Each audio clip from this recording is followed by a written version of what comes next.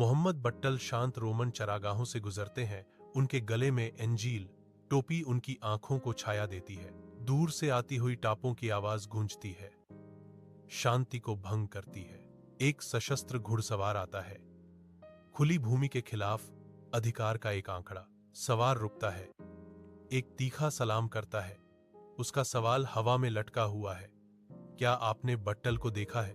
बट्टल रुकता है, मुड़ता है, सीधे सवार की आंखों से मिलता है।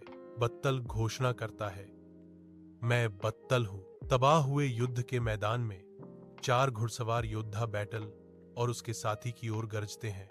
उनकी आंखें क्रोध से चमक रही हैं। साथी की लड़ाई के लिए हताश गुहार को काट दिया जाता है, क्योंकि वह गिर जाता है। योद्धाओं की क्रूर प्रगति से शांत हो जाता है। बटाल अकेले ही अराजकता के बीच खड़ा है। उसकी निगाह संकल्प के साथ सख्त हो रही है। उसकी आवाज मैदान में गूंजती है, योद्धाओं को एक गंभीर अनुरोध के साथ चुनौती देती है। हमें अपने साथी के हथियारों से लैस करने की अनुमति दें। बटाल घोषणा करता है। उसके शब्द तनावपूर्ण हवा में लटके हुए हैं। योद्धा रुक जाते हैं।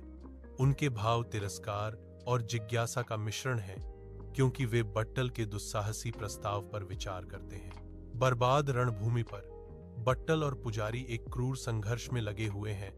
गिरे हुए लोगों के बीच निराशा का एक नृत्य। पुजारी गहरे द्वेष से प्रेरित होकर हावी हो जाता है, बट्टल को अपने नीचे दबा देता है। अंतिम प्रहार के लिए एक छुरा उठाया। बट्टल की हताश गुहार मैदान में गूंजती है। पुजारी को दया की याद दिलाती है, लेकिन उसके शब्द बहरे कानों पर पड़ते हैं। एक भूतिया आकृति उभरती है।